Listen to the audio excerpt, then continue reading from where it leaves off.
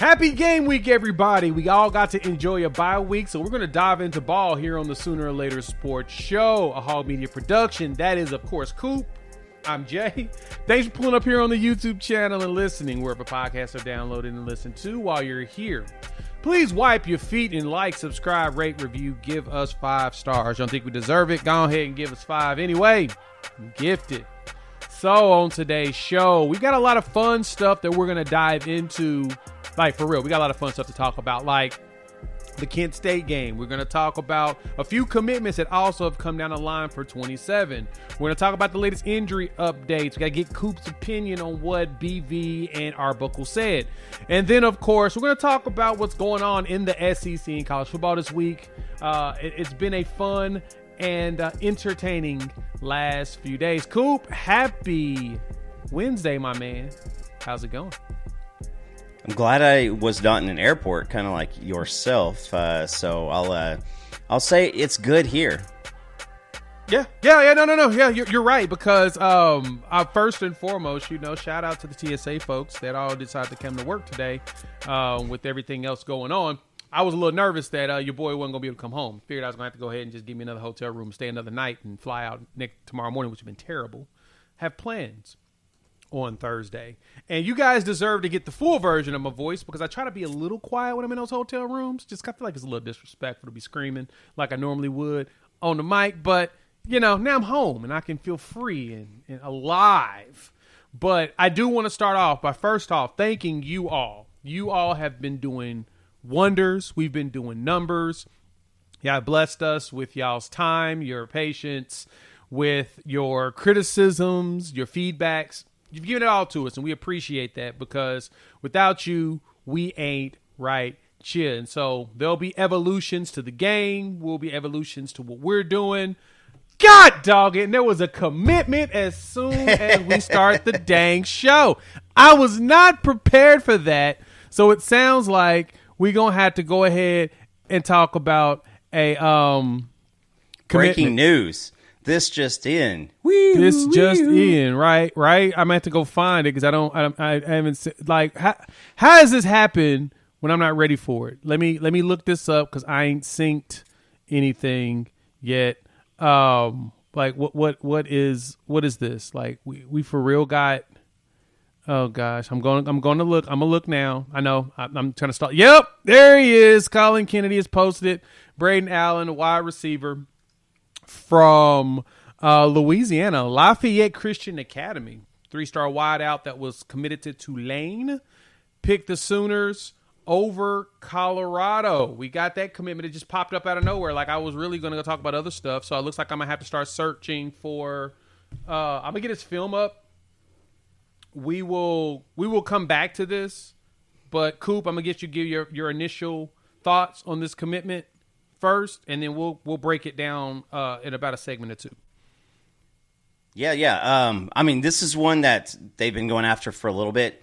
Been committed to Tulane for a little while now, and Tulane's actually had some dudes run through there. Currently you've got I'm check my math on this, but Brazel, the kid that's over at Tennessee, and I think leading the SEC in receiving.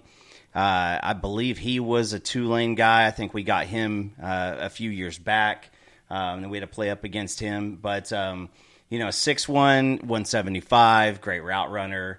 Chris Brazel. Yeah, let me see. Let me verify that for you. Yep, he was at Tulane for 2 years. Yes, sir. Bang! I just remember us going up against him, and was it the quarterback that they had at that point? I mean, he was balling. He was right before the Mensa kid. But anyway, Brazel was he's a great wide receiver. And so a lot of places been after Braden Allen for a minute, and got to think that dude coming out of the Louisiana, that's going to be a good get for the team. And so you add some more size, another guy that's got some wiggle to him. He can play a little bit larger than your smaller wide receiver. So I'm really excited. This one, they've been working on this one for about 4 or 5 weeks now. They have been working on him for a while, and of course, shout out to our boy Topher, who of course pops in here and lets us know that he went ahead and committed. So we'll look at the film in a minute. I have to go gather the film now because, like I said, I was not prepared for this to happen. I just got off a plane and wanted to thank you all for being patient with us because we pushed everything back 30 minutes. But so yeah, we appreciate y'all being here with us. So I want to start off with this though. This is what intrigued. Yeah, I got his highlights, T. I'm going to go grab them in just a minute. While me and Coop are talking about a few of the other things, I'll pull it up. I'll have it ready, and we'll walk through that because we've also going to talk some recruiting as well. We'll talk about the other pickups from the 2027 class. So we've got a lot of things that we're going to jump into. So welcome to Oklahoma, Mr. Braden Allen. I appreciate him pulling up. But I wanted to talk more so. I wanted to lead off with this. I got to say, Sooner Nation, I love y'all. I love everything about you guys. Y'all are hands down, bar none, the best fan base in America because the stuff that y'all be doing and y'all have done over the last week and a half with the Dr. Shin stuff, with the John Mateers stuff. I don't think I've ever seen any fan base that would ever do the things that y'all did. I appreciate this. It got so weird now that not only did we have a fan go there to the hospital and drop off some Sooner gear to thank the man for the surgery that he was performing, you've got other fan bases posting in other fan bases boards to give intel. We've got a tortilla presser that has information that we didn't know about. Now, let me preface and explain for the uninitiated, because there's a lot of you that are initiated in the social media games, and you know what's going on. But for the uninitiated, let me explain to y'all what went down. So, a tortilla presser says they had a Aggie, a Texas A&M Aggie had relevant news. It says, John Mateer is going to play against Texas. And this is what he said. I was in Chipotle tonight in Norman, Oklahoma, and Mateer was in line in front of me. The tortilla presser asked Mateer how his hand is doing, and Mateer said, great. Then Mateer then said he is 100% going to play versus Texas. Here's hoping Mateer leads the Sooners to a shutout, the Horns. Now, I've seen some folks ask the question as to why would these Ag fans care without realizing that they hate Texas, so of course they care. Anything that hurts Texas helps them. That is like 100% the rule in this. This is what rivalries do. But you've got fans from other bases doing that. And so, of course, we all took this as a grain of salt. We thought it was funny. As you can see, Killer Horse right here saying, of course he said that, right? Yeah, we all was thinking that. But then, the next thing that pops up, Coop, is the tortilla presser took a picture with John Mateer. So I'm just telling you now, this is what's hilarious about all of this, dog. Like, you got somebody jumping in and talking about this in a freaking message board, and we're laughing at it because we think it's ridiculous. Then the dude posts a picture. That tortilla presser is my youngest. He's a junior at OU, and his old man is an Aggie class of '88. This is the best sport out there, hands down, and the funniest thing I think I've seen in a while. Coop, now that I'm done my long rant and I've set the stage for you, talk to the people. As long as Mateer doesn't punch a quesadilla, I'm completely fine with this. Because when you abuse Mexican food, Tex-Mex, whichever nomenclature you want to attach to it, things don't happen well. So I'm wondering, like, did Mateer get a mobile order, or did he show up and was he ordering his bowl, as they were cruising? So, But yeah, no, I'm with you. And there's national people picking up these things. These stories are going nationally. Was talking with a guy, at work, and so I work, with USA Today, and so I'm kind of all over the place. And I had somebody up from Wisconsin was like, "Hey, dude, did y'all really have a fan like fly out to California and track down your quarterback while he was in surgery?" And I was like, "No, I think he lived there, but the rest is true." Yeah. So these people are picking it up from all over the country. They know bananas. They know my affiliation, as you can see. If I do a conference call with a big client, the stuff that you see in the background's there too. I wear OU hats and shirts and stuff all the time, and so people know who I am when it comes time to that. That sounded a little more cocky and brash than I intended it to, but people know that the affiliation with Oklahoma. So pretty funny. But yeah, it's because I'll say this, like, being a guy who has been injured, has had several knee injuries, followed this stuff for a long time. I would love to punch a quesadilla, PG. But I 100%, maybe a ninja kick. I'm not quite sure, but, being a guy who follows the injuries and stuff like that, like, I could probably only say that I only knew Dr. James Andrews was probably the only other name I ever had, because I've had, fans, teams that I've rooted for about to go into like the World Series with the Cardinals. Guys did surgery on Kurt Schilling. Obviously right before we played Alabama in the Orange Bowl, I believe, the Tua Kyler Bowl, Tua had his ankle surgery. As Sugar. So, but regardless, there's all these things that come up, and we've always been on the downside of these situations. We've always had somebody who got a Lazarus effect and all of a sudden went from not playing to, being an All-American, to playing against us. So I'm ready for that quesadilla to flip, if you know what I mean.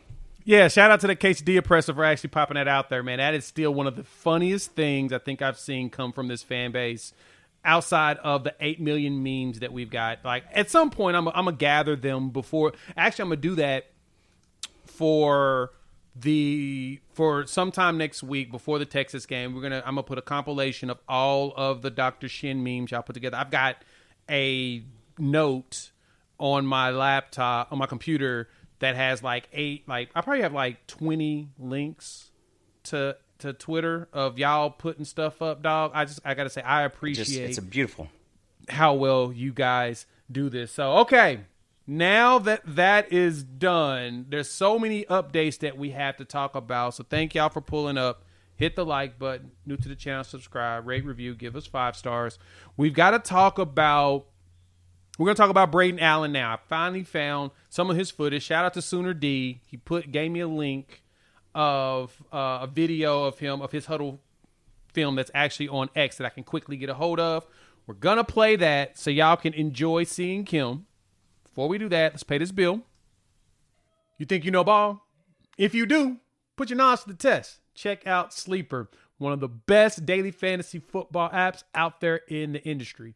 They've got some of the best promos as well as some of the best options in daily fantasy. What you do is 2 or more players, pick more or less on their statistics, touchdowns, receiving yards, anytime touchdowns, and then you can take advantage of one of their promos where they'll give you like half a yard on a passing on a quarterback that you know is going to play in the game. So check them out. Use our promo code UNFAIR and you will get 100% match on your first deposit up to $100. Terms and conditions apply. See Sleeper's terms of use for details. Once again, thank y'all for pulling up. Let's talk Braden Allen. Now, so for the uninitiated about him, and that was the other thing I needed to grab, Braden Allen. We're going to pull up his on 3 so we know exactly where he's rated by everybody. He's a 3-star. Consensus composite. A lot lower rated than I would have expected. He's extremely athletic. I think he's more raw, and that's probably why. His offer sheet, though, is still quite impressive. So consider top 600. He's a top 100 wide receiver in the country, and you know there's a ton of those. He's got the Ole Misses of the world, Oklahoma's, Colorado, Texas Tech threw a little money at him. Vandy was looking at him. So not the most extensive list, but he's 6'1", 175. So there's talent there. But this is we're going to look at a little bit of the film.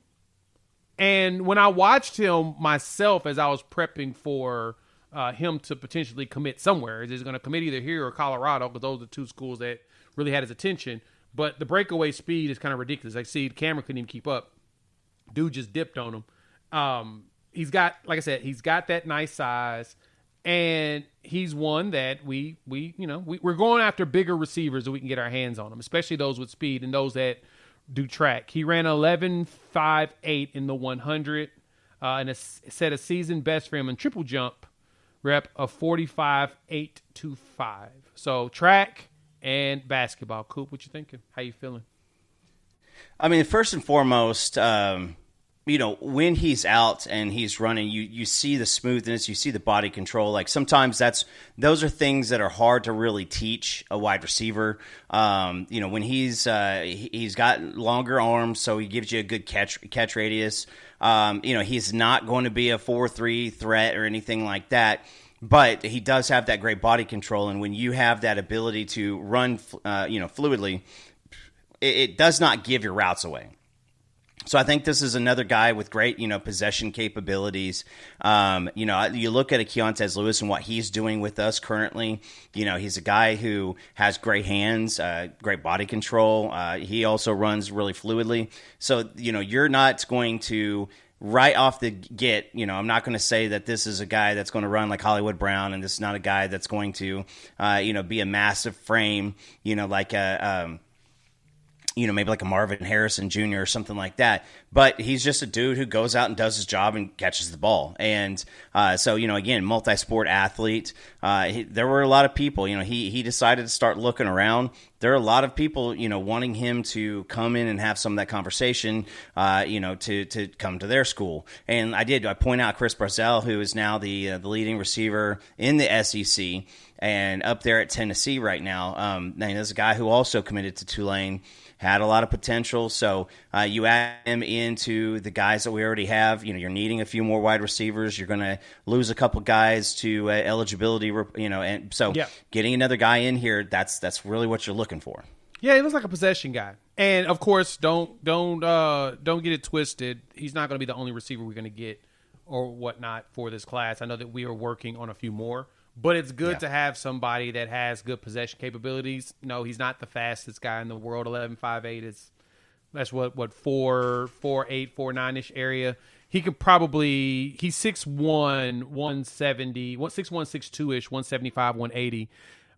The good thing is that he's got looks like football speed. Like you put the pads on, he just outrun. He's outrunning defenders there in Louisiana. So we'll see what it looks like, but I'm glad that we added ourselves another player. So thank y'all again for pulling up. Hit the like button. If you are new to the channel, subscribe, rate, review, give us 5 stars. Cool. We got a lot of updates that came from BV's presser, and I think that this was probably more pressing information. We'll talk more recruits at the end of everything, but of course injury updates. We talked about this last week in excitement, and it's something to continue the excitement of because we've got our confirmation, Coop. We have got the confirmation that we have been looking for, that Giovanni Gibson as well as Eli Bowen are practiced during the bye week. They're practicing this week, and they will make their first appearance in their Sooner jerseys. First time ever for Giovanni, and first time this season for Eli Bowen against Kent State. Talk to me. When I think about this, when I look at this situation, all I see is positives, especially for Michael Hawkins, since he's going to be the quarterback, and we know that he's going to probably show out against Kent State. It's Kent State, guys. He's going to show out. But you got arguably your number one wide receiver, and I'm saying arguably because he was the one that you heard the most about in fall camp as a dude was flashy. That wasn't anything against Satania, anything against Keontez Lewis, or anything against Deion Burks, or even Zion Kearney, or any of the other guys. It was more of he gets on the field, you're like, oh, okay, that he's a dude. And after the injury, now he's out there. And then, of course, Eli, we know his capabilities. We saw him shadowing Ryan Williams. So you're probably going to get a little bit more veteran presence at corner to go with Cortland to help Cortland continue to develop. And, Gentry being healthy, Kendall Dobie as well. So what are you thinking about those two coming back, and how do you think that impacts the team against Kent State in preparation also for the Texas game? Yeah, coming out of the Auburn game, that was one of the first news pieces that dropped was both those guys are going to be out there getting ready and going. For the Auburn game, saw both of them out there running around. Giovanni was going through the pregame workouts. So you get the bye week, you get this week, a game, and the week of Texas. And that's kind of a mini fall camp, which is necessary. Is a necessity that's necessary. Necessarily necessary. For both these guys, because you want them to actually get out there and get some movement, because you're going to throw them out there against Texas. That's, those a little bit more impactful bullets flying around. So start off with Eli. Eli can, it's not like we are dependent on Eli, and we're not dependent on Giovanni either, but they add another element of depth. So what do I expect? Get him out there, let him get some hits, test out that ankle. He was a high ankle sprain with Eli. A lot of us were, wondering when is this happening? And so with 3 weeks of kind of ramp up for Texas, great for him because he has not played football since the end of the season last year. With Giovanni, he gets hurt, in spring. So this gets him, he's been running for a few weeks now. Now he gets to put 100%, out there. So again, same type of thing. Let him get hit. Let him get hit where where it's not, obviously in practice, it's going to be a little bit more intense than against Kent State. But still in a real life game scenario, I expect that when he catches the first ball, that the crowd's going to go crazy. And so it's going to, like I said, you get a mini fall camp between the bye week, Kent State, and then the week of Texas. Yeah, that's the good thing. And like you said, it's a mini fall camp. You get to see how he's feeling. You get to see if he's back to, I guess, his form that he was. Now, the good thing is that you've seen this man literally, like, he's been doing all kinds of workouts and stuff the last couple of weeks. Like, you saw him at the games dressed out the last two games. He was dressed out for Auburn. He was dressed out for Temple. I'm not sure if he was dressed out for Michigan. He may have been. But he was considered, like, Mateer's favorite target based upon the way everybody was talking. Like, in this play here, you just see him gone. Even as a defender hangs on him, and he's in there. Shout out to Tattoo Baker.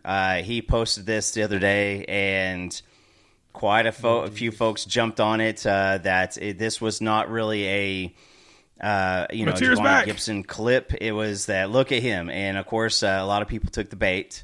So if you happen to get to have gotten that was from spring earlier in the year. So, but yes, gives him out there. To be honest with you, you've got. Hopefully Michael Hawkins is going to have a surrounding cast on offense better than maybe Mateer has had out there all season long. Yeah, and every time you see John the offensive lineman, get a little bit of extra time to get healthy, get all those nicks up and fixed up. This is with Mike. He's going to have the best offensive surroundings of any quarterback, this season at OU, which obviously is just John Mateer. So right. you get the full potential of this offense for the first time. And a lot of people were nervous. A lot of people were really scared right when that injury happened because it sounded like it might be an entire season's worth of injury. And yes, 100% there, Danny. But everybody's going to get excited to see Giovanni out there running around. 100%. And so that leads us right there to the quote-unquote proverbial elephant in the room. Jaden Ott was also mentioned by Brent Venables talked about him last week, and Ben Arbuckle talked about him in the presser. And now I put out a video kind of talking about him a little bit, and my theory has been, and I've had some people get in the comments, and I'm going to go ahead and call out some of these comments. I ain't seen any of y'all in here yet, which I understand everybody's push on, hey, we need to get something out of Ott. We brought him in. Obviously, we paid for him because he's one of the best backs in the portal at the time, so it's obviously, you have to pay for him. But the question has been, is he going to get out there and play? So here's what I have to say on, and I'm going to repeat what I said before, and like I said, I'm going to call out some of these kind of ridiculous comments I was hearing from people. I don't think Ott's lazy whatsoever. When he came in, the rumor was he put on like 20 pounds, and he was a little bit faster than he was coming in. That was one of those they had to show him that it was okay because, as he was gaining weight, he was a little nervous about that. And they showed him, no, let me show you. Get out here. He ran. He followed the program, and he's like, oh, snap. Actually, I am faster, and I'm moving at a lot better than I thought I would. So they basically got him bulked up to be able to handle the SEC. Now, Coop, this has been my theory behind this, and I'm going to continue to maintain it as based upon what I've heard is his biggest thing has been that he had that injury coming in from Cal. For those that are initiated, you've heard this, but the uninitiated have not. But the bigger thing with him was that injury at Cal happened. He was concerned. This is Giovanni Gibson catch. Golly. Giant dude. And then the best part is the backflip that he gives you. Oh! It's a big dude. Ginormous human being that can do that. But anyway, he had that injury at Cal. And he talked about it when he first got here about how he thought he may have came back a little too early. Yep. And because he came back too early, he hampered his season last year. So he's felt like, I probably should have sat out a little bit, should have rested it, gone through rehab for a couple of weeks. And heck, his quarterback was Mendoza. So to be honest, I'm kind of surprised that they even let him play because Fernando Mendoza was balling. He's okay. Yeah. And so from there, he gets hurt in fall camp, shoulder dinged up. Granted, you get why his shoulder was dinged up. I'm not sure if y'all noticed when we played Michigan, they lost like 4 or 5 players in that game to our defense.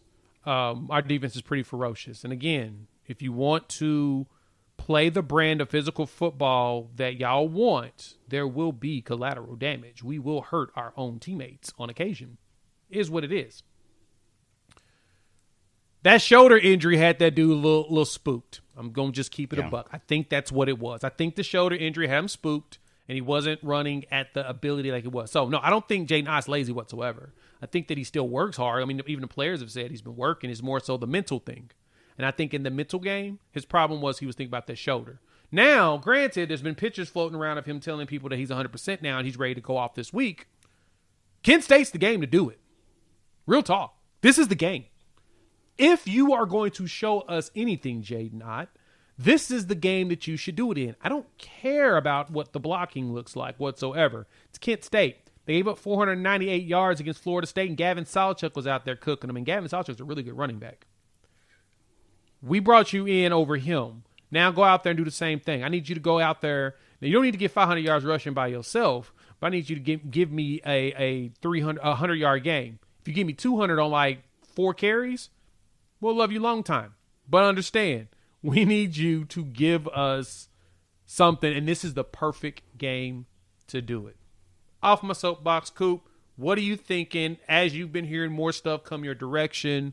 What's your thoughts around this whole situation with our boy, Jay Knott? It's Kent State. And if we have anybody watching us from Kent State, you know who you are. So we're not going to be ridiculous about this. Yeah, he should go out there and he should be able to average, 6 yards a carry. And it does not matter, what that looks like, whether that is, a couple 4s and a couple 10s. You need to get out there and do it.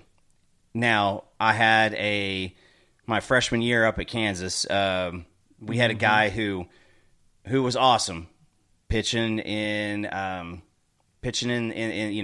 cages, pitching during practice, and he got in the game, and that fastball disappeared. We got in a game, and he almost tipped his pitches. And our coach was a guy in Missouri, and he would say, listen, homie, I'm from the show me state. He's like, I don't want you to tell me, I want you to show me.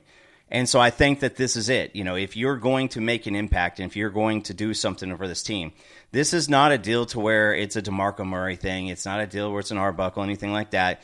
This is he has to get out there and decide, all right, I want to make a difference. And you're seeing it now with Javonte Gibson, Eli Bowen. Eli Bowen could have probably played the easy game, got himself really, really, into a good spot mentally, and set out for most of the season, put a couple games out there, and then done something else.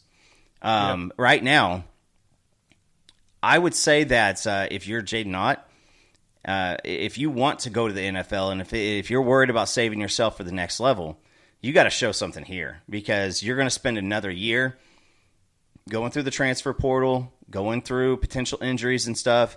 And, if you run somewhere else, if you, head out to the Big 12 or, head out to the ACC and go play for a Syracuse or something, it's not going to do you any favors. So you're going to have a healthy offensive line. You're going to have a full healthy offense. Get out there and do it. Let's see it. Let's see it. And Lori, this is exactly what I was talking about. Someone in the chat, he was afraid to get hit. You hurt your shoulder. Because a lot of your game is precedent on you trying to run somebody over. Yeah, it's kind of hard to feel comfortable with getting hit. And so that was my entire point, is similar to the ankle situation. He goes out there, hurts his shoulder again. He's done for the year. So I get where the mental block came in there. But I've heard Mateer said it after a practice. I've heard. Another one, I think it was Tory Blaylock mentioned it. I've heard actually it was Javonte Barnes that mentioned it. Like, he's in a better headspace, and so what that tells me is, okay, he's getting over his yips. He's all right with trying to hit somebody, taking a hit, and he knows that he'll be just fine. That's what you wanted anyway. You just need him to be okay with taking those hits. So I'm expecting Ott to give us something. Let's put it this way. If Ott does not give you anything this week, just don't expect him for the rest of the season. I expect a red shirt, potential transfer. Great example of that, Coop, is Mekhi Hughes up there at Oregon. Running back that came from Tulane. Dude was a beast at Tulane. 1,700 yards or something like that in his career over there. Actually, over 2,000 yards in his 2 seasons. Balling. Went to Oregon, ain't cracked the rotation, just redshirted.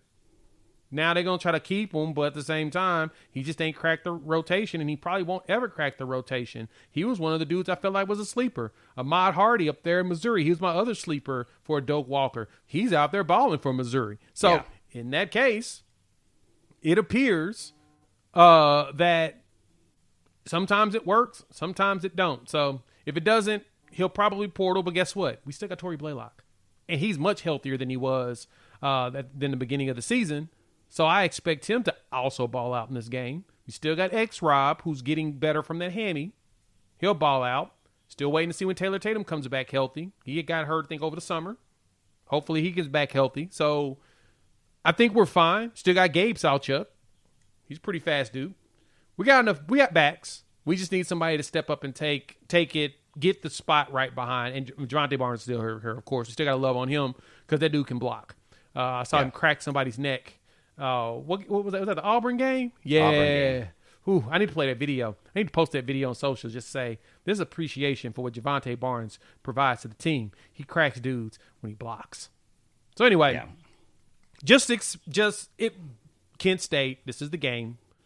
I have the numbers. We're going to talk about those in a minute when we get close, when we go to breaking down the game of just how unfortunately bad they are. It's no shade to them. If y'all listen to Gabe and Teddy, I haven't listened to it yet. I'm actually kind of curious to what their coaches said. They're just not very good right now. But it's all rebuilding. So, yeah. Thank y'all for pulling up. Hit the like button if you're new to the channel. Subscribe, rate, review, give us 5 stars. Coop, let's talk our boy Michael Hawkins.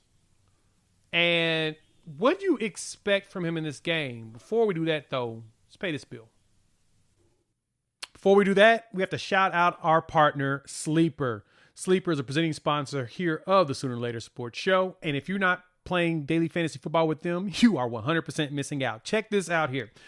It's very easy to do. Pick 2 players, pick more or less. And like, I'm going to go in here. Jared Goff on Monday night is at half a passing yard. It's one of the promos. So they're giving you freebies to get you going in the game. But we're going to look at the NFL and we're going to look at the Sunday night slate. You got Patrick Mahomes, more or less, on 29.5 rushing yards. We're going to take more. Plus, there's a boost on it. Then we're going to look at Derrick Henry. So that's Monday night. We're going to look at some more Sunday night games. Malik Neighbors, anytime touchdown. I think the Chiefs can't stop him. We're going to pick more on that one. And then we're going to ride with Travis Kelce with no touchdowns in this game. Why? Because, it makes sense to go after him. You could do the same thing too. Check out, download the Sleeper app, use our code UNFAIR, and you'll get a 100% match up to $100 on your first deposit. Terms and conditions apply. See Sleeper's terms of use for details. All right, Coop. Thank y'all again. Pulling up. Hit the like button. New to the channel, subscribe, rate, review, give us 5 stars. We're going to jump into talking Michael Hawkins. Coop, how are you feeling about our boy Hawk preparing for this game? This is the easiest assignment that he's had while at Oklahoma. We all forget that he was a freshman last year.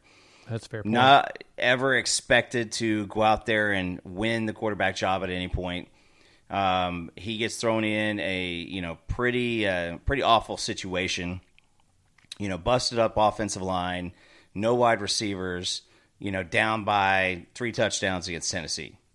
He shows out. He does a great job. Now you get to go be the first freshman since the 80s to go on the road for your first start. And what happens? He opens up play with the big touchdown run. He ends it with a big touchdown pass, lets his defense do the rest, gets a road win. He never got a Maine. He never got a Houston. He never got a Kent State to play against. So he has only faced really good teams in his tenure. You got to think about it. He played Auburn, still had a great defense last year, Texas, South Carolina. And so now you get to roll out here against this team. He's going to be able to do whatever he has the capability to do. I don't think that you're going to have a lot of heat on him. You're going to want to probably loosen him up a little bit, get some quarterback run, but it's going to be like, what you picture yourself doing when you're dreaming about playing college football, going for big runs, throwing big plays. And so I'm really, really excited to see, his talent up against the Kent State talent. There's no comparison. And so, but then like we said, you're going to have the team is really, really focused in on starting some running. So I'm excited to see what he gets out there and does. The wide receivers alone should make him more excited this year. Yeah, that's 100% true. He's got everything. It's a lot better situation. And the bad part for him last year was because of the injuries that we dealt with last season. They were really ones that were truly detrimental to a quarterback, like losing offensive linemen. That really hurts your quarterback's capabilities. It's kind of hard to do your job if you're running for your life the entire time because everybody is hurt. And then if you don't have anybody to throw the ball to, that also is kind of tough to do. And so, as you said, Coop, I think that he'll be fine, especially against Kent State. And truth be told, because of how really good we are on pass blocking, I think he'd be fine even against Texas if we had to play him. Like, just being truth be told. Our pass blocking is really good this year. Like, really good. It is very good. And let's keep it a buck. Kent State, guys, we could throw out Whit Neubauer, and this team's going to score 50 points. You can throw me out there with score 50 points with my bum knee and everything off the airplane. I feel you. Now, against Texas, I think Texas is averaging, like the average offensive rank is somewhere in the hundreds.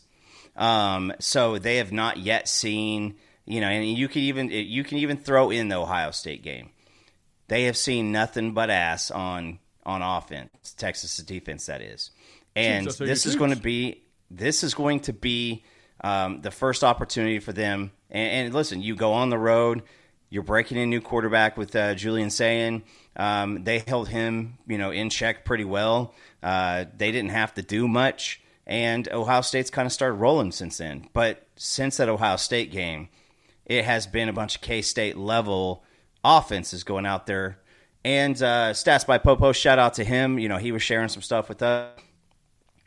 We're not getting into Texas too much. I apologize. But, Michael Hawkins has himself basically, 3 weeks of preparation for him to go out there and find success. And I think between the elevation on the offensive line, the elevation for people around him, he's going to get the chance. Now, we never got to see Hawkins really get in rhythm on offense at all. Auburn, Texas, South Carolina, there was no opportunity for rhythm. So I'm excited to see what happens when he gets some rhythm against K-State, gets some confidence, and all of a sudden starts going, man, I can do these things. Yeah. Because that has yet to happen yet. So really excited, really, really excited to see a complete freak of an athlete get rolling. Yeah, because when you look at this here, let's talk. Go ahead and start talking Kent State. Thank y'all for pulling up. Hit the like button. New to the channel, subscribe, rate, review, give us 5 stars. When you look at this Kent State game here, though, Coop, look at these numbers. Shout out to our guy, Odessi / Stats by Popo. He's going to keep Popo name. I don't care what he thinks. He doesn't get to choose this. But look at this, man. They've given up 176 points. They give up 44 points a game. 115th in third down defense. Everybody converts on them. 76th in red zone defense. 133rd in not only SP plus defensive rank and defense efficiency, but 136th in FEI defense, which takes out all the garbage time stuff. Dog. Look, they are awful. They've given up 1,000 yards rushing this season in 4 games. half that in one game. But hey, listen, it's a sieve. This is a live scrimmage. There was more resistance in the spring talent show that we had this past year. So I 100% feel like we're going to get an opportunity to see a lot of success. You're coming to the crib. People are going to be excited. These guys are well rested after the bye week. You're prepped and you're getting in, you're getting out. So I think that each player can say, what do I want to do today? And it's attainable on offense. On defense, we're going to take whatever we want. Yep. This is what I'm seeing out of this, man. What they're giving up, team defense past 120, like in this is a game where Hawk should walk in and, like I said, he should be able to dominate. Like, and this is the bad part. When I look at this, and I even said this over on Locked On with me and John, that to me, this year was definitely this is a do-over for Hawk from last year. Mainly because, like you said, Coop, he walked in and went straight to Auburn. Like after the Tennessee game, he didn't really get a warm-up. That Tennessee game wasn't a warm-up. Tennessee had a really good defense last year. But he had to walk in, and then he goes, his first starts out in Auburn on the road, Jordan-Hare, and he goes out there and he walks away with a W. That's massive, and that's all that matters. This is now the game that he needed last year for a true tune-up. Yeah. Everything will be in front of you. Layups are everywhere. Heck, it's crazy because flipping Kent State's giving up more yards than we've gained this year. They just give it up. And we actually have a solid offense. That's the crazy part. And then when you 100%. Take in consideration the opposite side of it, our defense versus their offense, buddy, is it going to be some problems for them? Their offense doesn't do anything. They don't get third downs. They're 127th. Red zone, 107th. SP plus 128th. Like they're ranked in basically the hundreds everywhere. They've only scored 73 points this season. And, of course, we've given up half of that, roughly. Literally, roughly half of that. We've given up 36 points total. They play a lot of good teams, and they just don't score. They don't do much. And what we got to do is, I mean, they've gotten more yards than we've given up in passing this season, which is pretty fascinating. Our goal to go out here is to hold them to less than what we gave up against Illinois State. That's the defense job. Yeah, I think we can do it, though. This is game 5 for them. Is that right? So game 5, we've already seen when our defense is playing, we've seen 11 bodies go down. Yep. So I expect to see more of that. I expect to see our defense really rack up, and it's not malicious. It's just those guys they're freaks of nature. I mean, they play hard, snap in, snap out. They have that throwing the goose egg up there as a goal still, and I promise you that they've got goals for this game. Maybe it's a 10, maybe hitting that 10 sacks for legitimate 10 sacks this time. Maybe that's it. Also, 9. Still no turnovers.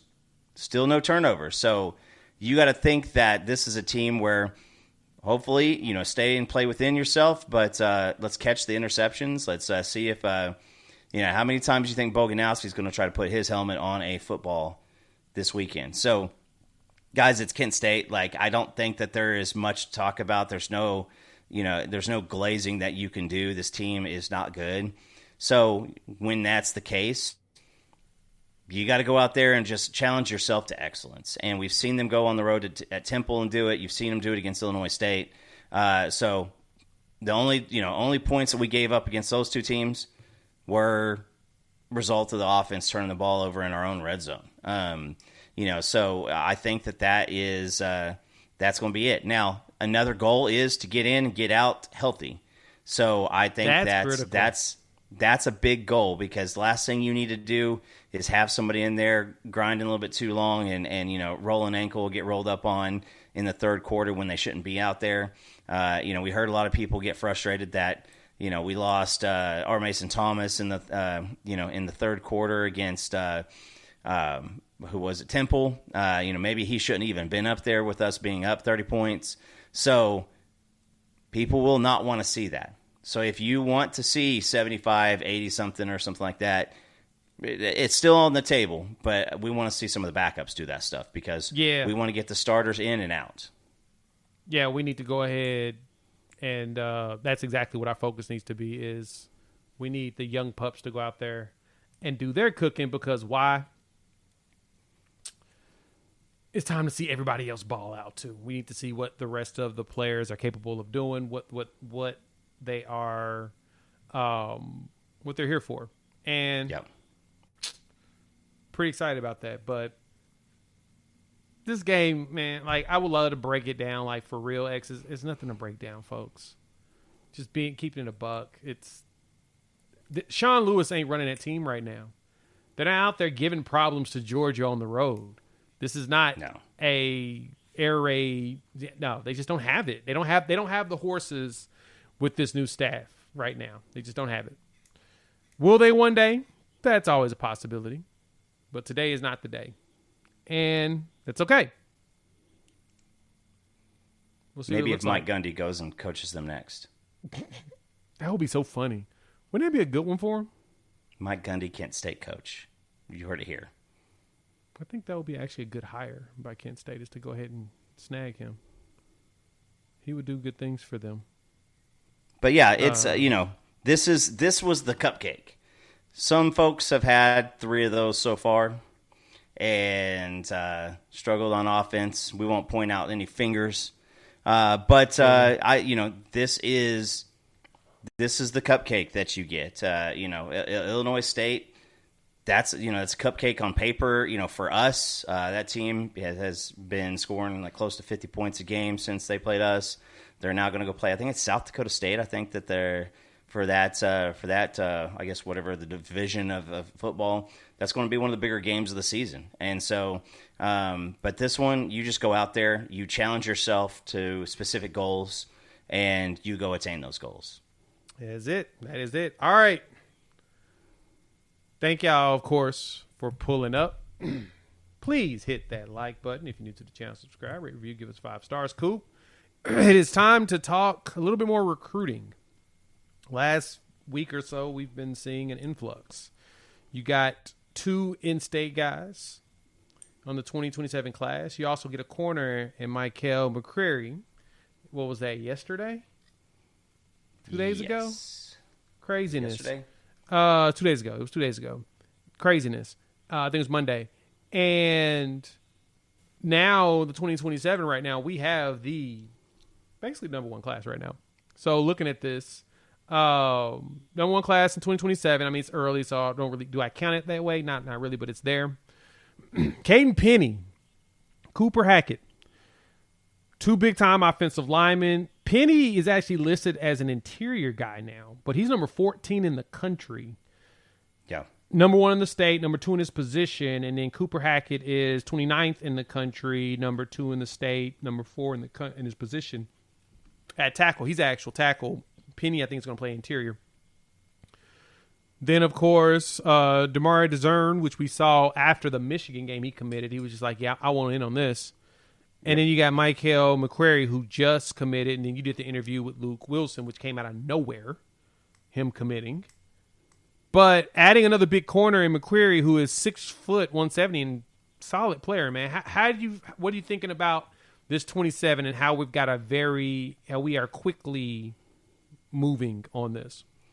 Well, 27. I mean, let's start with Caden Penny. Right now, Jay, if you guys have not seen, number 1 high school in the rankings in the country is Bixby, Oklahoma. Bixby, and that's number 1 in the country. That's not number 1 in the Southwest or whatever. So this guy is, I've heard a lot of people say that, yes, Cooper Hackett was slightly rated in front of him in a couple different systems because of more projection. But these 2 guys not only are both best players in Oklahoma, they became good friends here recently too, and so some fun stories were kind of out there that neither of them had told the other one that this was about to go down, and so they committed within 2 hours of each other. Yes. And then on the 247 ratings here today, I do believe that Penny actually shot up in front of Cooper Hackett. He did. So he is a dude who is going to probably be an inside guy. Think more Ryan Foje. You've got you've got options. Like, you've got some capabilities for him on the outside, but more projection on the inside. Really, really strong dude. He starts that offense and he erases folks. Cooper Hackett was a guy who got so tied up into a lot of the issues with what's going down in Lubbock, with them throwing bags around. And we will just keep it what is public information. But he always wanted to be here. After that commitment, he was here 2 more times on campus. One of his visits, his family was having a hard time leaving, and he went home. He made the thoughts. He looked at what we had presented to him and his family, and it was going to be hard to not get him here in Oklahoma. Now, am I surprised that it happened as early for both of these kids? Yes. If it would have happened later in the year, November, December, January, something like that, that would have made total sense. But these guys are not only wanting to be here, but Cooper Hackett also wants to take the reins and start being a big recruiter too. And so for a dude out of a Fort Gibson, Oklahoma, a lot of people have seen him in camps. A lot of people have seen what how many coaches have flocked around him, so he carries some weight there. And then with Caden Penny, his team's just going to go out there and win like their 47th straight crystal ball in high school. So those are 2 big gets.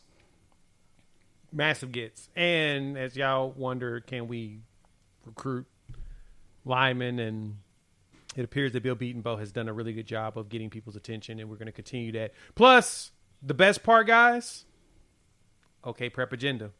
He's Caden Penny's our first Bigsby commit this century.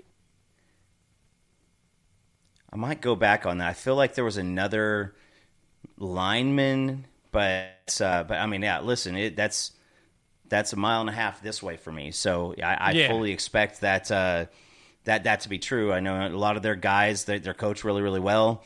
They out scheme you and they out coach you. And we've seen a lot of the family. What is it? The Presley family was a bunch of kids from Bixby, and they've kind of gone the Oklahoma State route. So this is the first one, and they've had a lot of big guys. I think that they also had an offensive lineman. My wife actually was his teacher, and I want to say he's at Auburn. So he will probably be a guy who plays some next year. So they've been producing out some D1 talent here recently. So it's good to finally get in there. Yeah, something we need. We need some good offensive linemen, and we need to continue to grow that pipeline. And so it appears that 27 class is going to look lovely in 29. They're going to look lovely in 29. Now, granted, if Cooper is as good as we think he is in 27, you might see him out there next to Fasusi and Fogier. It's always a possibility. During their senior season, junior season, basically junior potentially season, their junior season, which would potentially be their last year here. I totally expect them to be gone. And honestly, I see the 27 class as a class that will probably see a lot of young players play. You're probably going to see a lot of freshmen play because 26 class is improving. We got some good solid pieces in there, but it's not as high as we would like. 27 ends up being a top 5 class like it's projected to be, and other players we know that are interested. That could be a lot of players that we're like, yeah, we want you on the field within the 2 deep. The team will get a little bit younger, but you'll still have veterans in front, which will be a good thing, which means we'll be able to be sustainable. That's the hard part, is making sure you can sustain levels of depth and have freshmen that can contribute, or at least you feel comfortable with contributing. To me, you may actually get that there. So I'm here for it, man. Good job on the recruiting from the staff. They're putting some stuff together. Let us know what y'all think. Hop in the comments, of course. We want to hear all of y'all's thoughts. We haven't very many questions in here. I've seen some stuff around Ott. We've already talked about Ott. We've talked about Hawkins. Who comes in for Hawkins if we get enough? It's definitely going to be Neubauer. Definitely put Witt out there. I think Witt will be fun to see. I'm ready to see. Dude is he's big and he's got a cannon. And so would love to see that because, I mean, worst case scenario for him, can he be in the competition next year if Mateer moves on? He wants to be able to put some stuff on film one way or the other, whether that's sticking around, whether that's, locking up the number 2 spot. He's not, this isn't the situation like a few years ago where we had a bunch of jokers, back behind Dylan Gabriel. Like you've got some quarterback talent behind John Mateer right now. And so, I expect it too. Like if he gets in, they'll let him sling it around a little bit. And he was fun to watch at Mercer. I went back and I did a video on it, and I went back and watched him play the Alabama game. I was like, okay, he's not bad. Yeah. Not bad at all. I was pleasantly surprised at how good he was. So, hey, we'll see what Kuzieski can turn him into, because that seems to be the talk of town. Has been Coach Kuz has been the dude that's been really helping shape Michael Hawkins. I saw his dad even tweeted about it, and y'all know his dad's very vocal. He even tweeted about it a little bit, and so I like seeing that, big, Hawkins Sr. is in on it. He likes the mentorship and the teaching they gave him and all of that. So shout out to that. But let's talk some weekend games, Coop. Let's wrap it up with that. I think that'll be a fun conversation. I think y'all pulling up, hit the like button again. New to the channel, subscribe, rate, review us, give us 5 stars. These are the games we got on the slate in the SEC, Coop. Of course, us versus Kent State at 3 o'clock on SEC Network. I'll be back. Thank goodness I'll be back home in time. Son has soccer games over the weekend. Were you going to that game, Coop? Yeah, so I'm actually taking my daughter and my father-in-law, my daughter's first OU game. And so no soccer this weekend. She actually had somebody else call and try to pick her up to come play on their team. And she said, no, Dad, I want to go to the game. So her favorite player is still Darius Afalava, who's still recovering from the knee. So I'm going to try to get her get out there and say hey to him. But we will be there. And it's not going to be 100 degrees. I know, right? That's the good part is that it's not going to be like, we're not going to like burn. You're not going to burn or cook out there. That's always the plus. Like I said, I will be at a soccer match. I'll be driving home after the soccer match. And then I'll be on the couch watching the game and being able to go live right afterwards to talk about it. I need to see that all 22 view and really start looking or whatnot. But Georgia, Kentucky is interesting to me because, yes, it's in Athens. Yes, Kentucky does not even have a real – I don't know if Cutter Boley is really a quarterback because Calzada just did exactly what we expect him to do to, like, be really bad. But Kentucky be a pain in Georgia's butt. And then after Georgia lost to Bama, this should be the game where they bounce back and they attack. This has got to be the bounce back game for them, right? Or am I crazy on this? No, you're right, because this isn't Georgia kind of getting knocked off the rocker. And that defense did not look good. And if your defense looks suspect up against this Kentucky offense, I think this Kentucky offense isn't like in the past where you had somebody who was just obnoxious. They are worst. I think that Kentucky's quarterback is 2 spots behind Arch Manning as like the the weakest one in the league. And so you gotta think that this is a big opportunity for Georgia to come out, handle some business. And it's interesting, Jay, because I also think that, I'm just checking here. Bear with me as we do some very top-notch podcasting here. Georgia's got to go to Auburn next week, and so you've got two real pesky games that you should win these things both comfortably, and you want to go out there and show everybody that hey, we still got some clout to our name. And it's hard to do that against Kentucky because Kentucky, they just want to put you in a phone booth and just want to fight with you and just want to test your mettle and test your resolve, especially from their defensive side of the ball. So, Georgia should cover that line. You got to clean up some stuff. That defense needs to go out there and expect to show that they still have some talent out there because Alabama kind of beat them up. They really did. But it was a good game. That's the only thing that's good about it. And I feel bad for the freshman there at Georgia. Can't think of his name for the life of me right now. I'm not going to even really think about it. But I feel bad for him because he dropped that wide open touchdown. Like, dang, man. True freshman, man. Right at the middle. Perfectly thrown. Right in the and he dropped it. True freshman, man. One of the worst drops I think I've ever seen because, they go take the lead right there, and I think they ended up punting the ball. So, you want to give that guy, most of the time in those situations, you want to try to go get that guy the ball again, another opportunity to go. So, yeah, but this should be a nice stomping. It's probably going to be a game to where everybody's going to kind of have an eyeball on it, going into the late third quarter. To where Kentucky's just kind of hanging out. But if you're Georgia and you really are still a bad boy in this league, you need to go be up by 20 plus at halftime. Yeah, and honestly, I'm just going to be. I don't think that happens. I have nothing against Georgia, nothing against them, or anything. I do not see a situation where they win this game by 21 points. I just don't see it. I see them winning the game.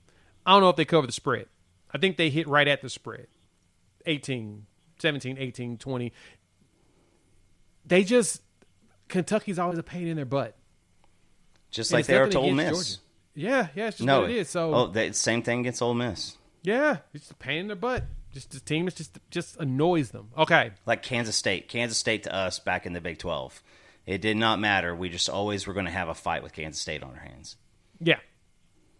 Next one, of course, Texas and Florida. Texas fans are mad at me. Texas is a 6.5-point favorite. They're on the road right now based upon ESPN's bet. Texas fans are mad at me today, Coop, because so the question that was asked, and it was a legitimate question, it was, out of these games, which ones are more likely to have an upset?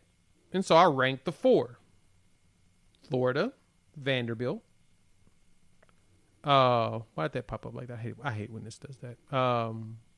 Florida, Vanderbilt. Then I picked Mississippi State, and then I picked Florida State. Because Mississippi State plays against A&M on the road, and then Florida State hosts Miami, who's a 4-point favorite. Which, truth be told, I probably should put Florida State at the top because they're at home. I think there's a better chance of them getting that upset. But I think Florida has a good chance in this one, mainly because both of them are like borderline mirror images of each other. I do believe, and I give it to Pate on this, I do believe that, I mean, both of them offense-wise, especially third down conversion, basically roughly the same teams. I think that Florida would probably be 3-1 if they had Texas' schedule. They probably would have lost to Ohio State and then won the other 3 cupcake games.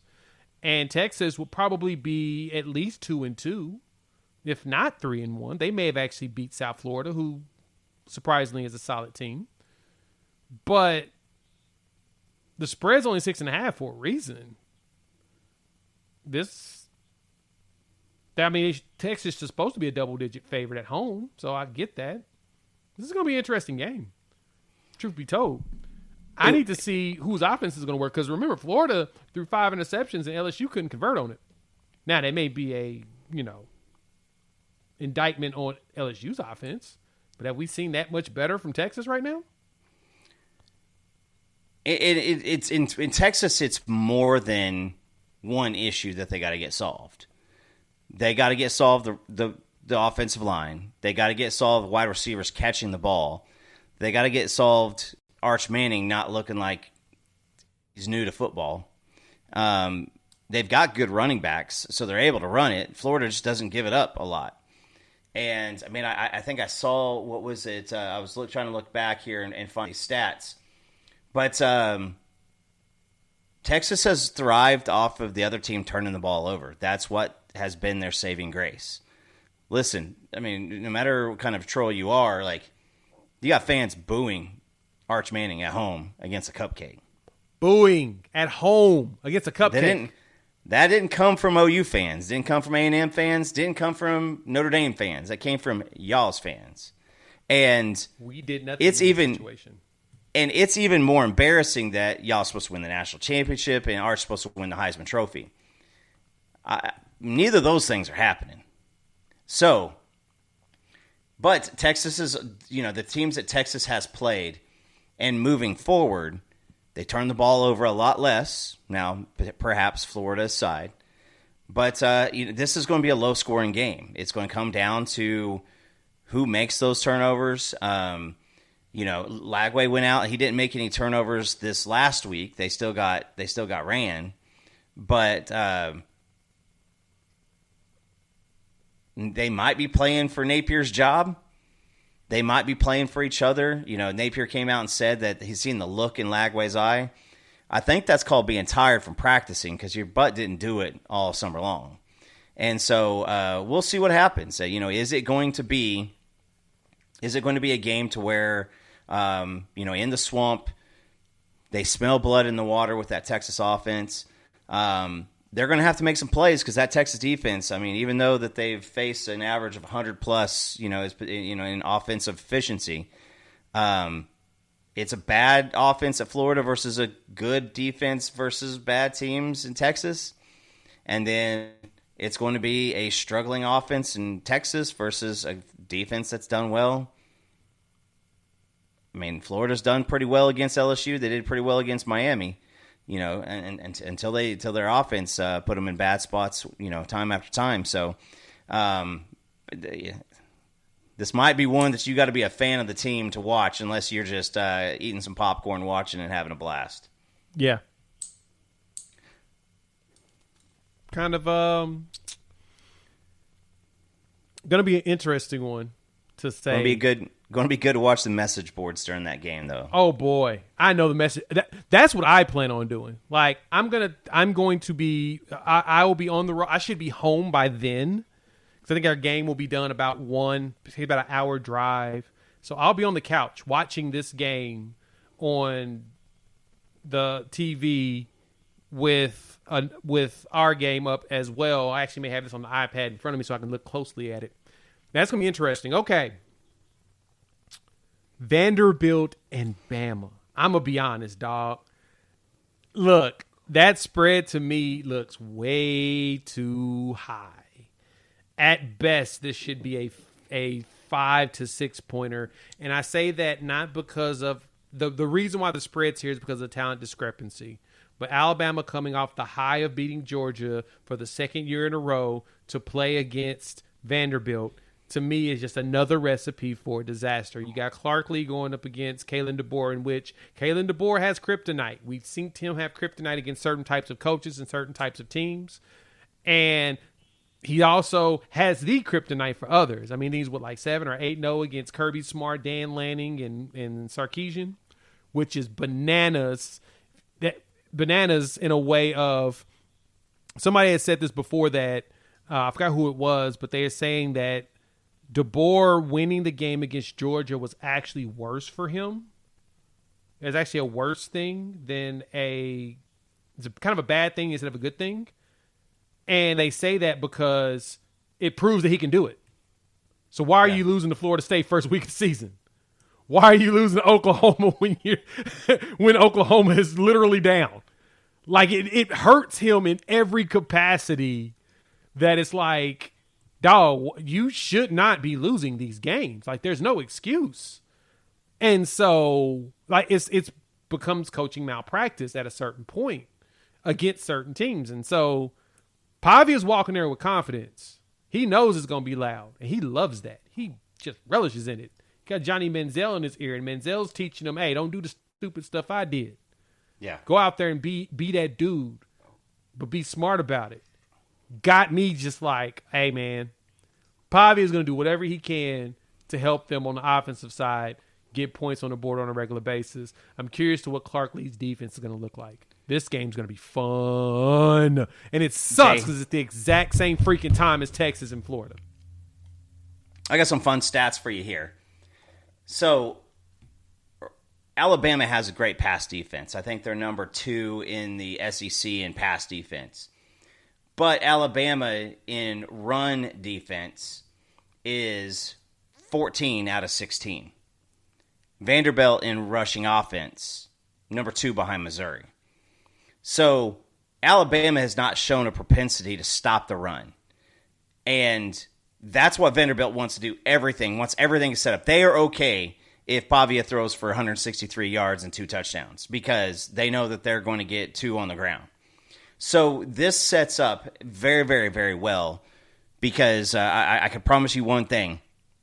Vanderbilt believes that they can go in there and win. 100%. It is not like, I think we feel good about winning. They believe that they can go in there and win. And I promise you that Vandy hype, if that happens, is going to be... Which one's going to be higher? The Fire DeBoer or Vandy hype if Vandy goes in there and wins? Good point. And what are you playing for right now if you're Alabama? Like, yes, this is kind of like the Oklahoma game. They start getting down. We saw no fight out of that team at all. And so I have a very, very good feeling about this game. Vandy is kind of like right in the middle of the pack as far as pass defense. And so this is going to be a fun one. And if this is a close game, Vandy knows that they can go in there and win it. And you start letting those kind of things creep in. If you're Alabama, you're at home. Kalen DeBoer starts getting a little bit more, squeamish because you lose this game and you start 3-2 after what happened last year at the end of the season. there's going to be a lot of folks in Alabama calling for Lane Kiffin, calling for anybody to come and save that squad. This is the crazy part about this, man. I'm looking at this SEC numbers for Vanderbilt, and they're 5th in the conference in total offense at 494 yards. The thing about them is they're 2nd at 223 rushing yards a game, dog. Like, they run the ball. 18 touchdowns on the ground, which is crazy. They run the ball. Scoring offense, they're 2nd in the conference at 49 points per game. Yes, inflated by the 70-point game, but hey, guys. They still scored it. Yeah, they're doing it. So, with that being said, it appears that this is the one problem that we know that Alabama has had. They got a really good pass defense. They lead the conference with only giving up 113 passing yards a game, with us being number 2 right behind them in passing yards. But they give up 160 rushing yards a game. Like I said, 14th in the SEC.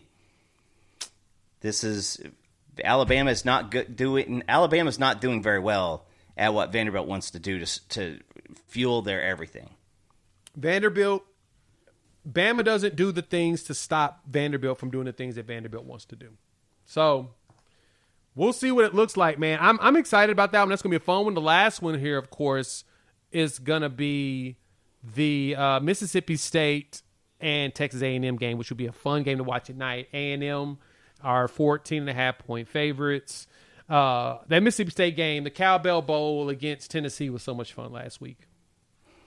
I will be watching and floating between all of these games. That was a fun game. So much fun watching Mississippi State and Texas A&M.